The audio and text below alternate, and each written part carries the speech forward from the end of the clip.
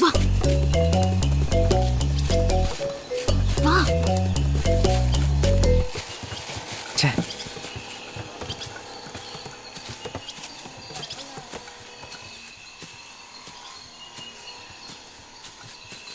என்ன இவ்ளோ சொல்லியும் பயப்படாம வந்திருக்கேன்ல, அங்க பாரு.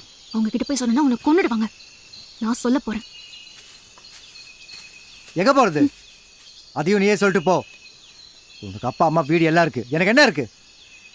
தேனி பிளாட்ஃபார்ம் பெத்து தூக்கி போட்டு போயிடுச்சு. இந்த அனாதை பயிலுக்கு யார் இருக்கா?